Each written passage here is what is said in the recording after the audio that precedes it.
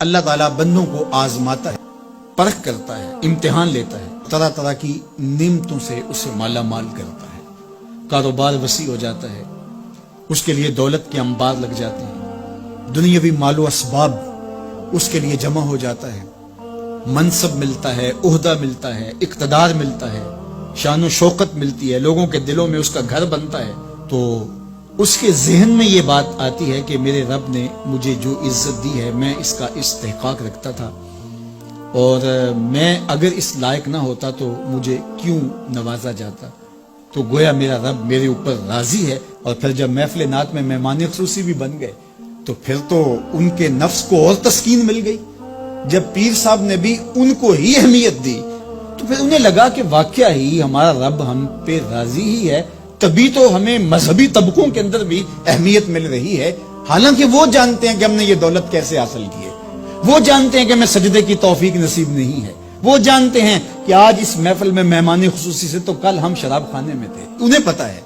لیکن اس کی طرف توجہ نہیں جاتی، سوچتے نہیں ہیں، بلکہ وہ یہ سمجھتے ہیں کہ ہمیں یہ جو عزت مل رہی ہے یہ اللہ تعالیٰ کی طرف سے ہماری کسی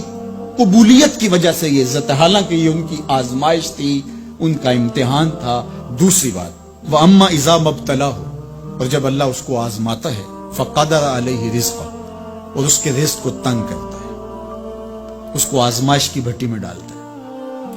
فَيَقُولُ رَبِّي أَهَانَنِ، تو پھر وہ چیخ اٹھتا ہے میرے رب نے تو مجھے ذلیل کر کے رکھ دیا۔ بیماری آ جائے، ابتلا میں مبتلا ہو تو وہ کہتا ہے کہ میرا رب مجھ سے ناراض ہو گیا، تو یہ انسان کی کج فکری، ایسا نہیں ہے۔ کسی شخص کو دولت کا دیا جانا یہ اللہ کی رضا کی دلیل نہیں ہے،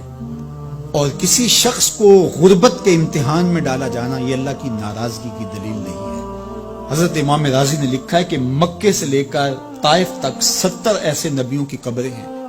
جن کی وفات صرف بھوک کی وجہ سے ہوئی، تکلیفوں میں، آزمائشوں میں، امتحانوں میں، ابتلاؤں میں اس کے بندے رہے ہیں۔ میرے اور آپ کے آقا و مولا حضور ختمی المرتبت کے گھر میں کبھی برابر چولہا نہیں جلتا تھا، کبھی کھانے کے لیے کچھ میسر نہیں ہوتا تھا، پانی پی کے اور کھجور کھا کے گزارا ہوتا تھا، تو یہ تو کوئی دلیل نہیں ہے۔ اللہ کی رضا کی دلیل کیا ہے؟ نیکی کی توفیق مل جانا، اور اللہ کی ناراضگی کی دلیل کیا ہے؟ کسی شخص کا گناہ پہ دلیر ہو جانا۔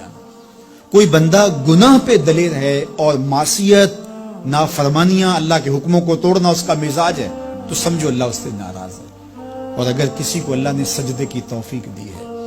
کسی کو اللہ نے اپنے راستے میں خلوص کے ساتھ خرچ کرنے کی توفیقات عطا کی ہیں، حلال حرام کی تمیز اس کو عطا کر دی گئی ہے، تو پھر سمجھ لو کہ اللہ اس پہ راضی ہے۔ باقی رہی بات کہ کسی کو دولت کا زیادہ دیا جانا، کسی کو کم دیا جانا، تو یہ آزمائش ہے۔ اب جو اہل ایمان ہیں، اللہ کے بندے ہیں، وہ کیا کرتے ہیں؟ جب دولت زیادہ ملتی ہے، اقتدار ملتا ہے، منصب ملتا ہے، تو بس اللہ کے شکر کے دائرے میں آ جاتے ہیں، اور جب مصیبت آتی ہے، تکلیف آتی ہے، اذیتوں میں مبتلا ہوتے ہیں، تو پھر وہ یہ نہیں کہتے کہ ہمارے رب نے ہمیں ذلیل کر دیا، بلکہ وہ اس پہ صبر کرتے ہیں اور اللہ کے حضور دعائیں کرتے ہیں، التجائیں کرتے ہیں کہ مالک تو نے جو جس آزمائش میں ڈالا ہمیں پورا اترنے کی توفیق نصیب فرما، ہماری سفید پوشی کا بھرم نہ ٹوٹے، اور ہمیں اس مشکل وقت سے بچانا کہ جب ہماری یہ غربت ہمیں کفر تک لے جائے، اور جب ان کو دولت مندی دی جاتی ہے تو وہ ڈرتے ہیں کہ اللہ ایسا نہ ہو کہ یہ دولت ہمیں فرعون بنا دے، یہ دولت ہمیں نمرود بنا دے، ہمارے اندر بخل پیدا ہو، تکبر پیدا ہو، ہمارے اندر غرور پیدا ہو، تو وہ اس حالت کے اندر اللہ تعالیٰ کا شکر یا دوسری حالت میں اللہ کے حضور صبر کی توفیق مانگتے ہیں اور صبر کے ساتھ اپنی زندگی گزارتے ہیں۔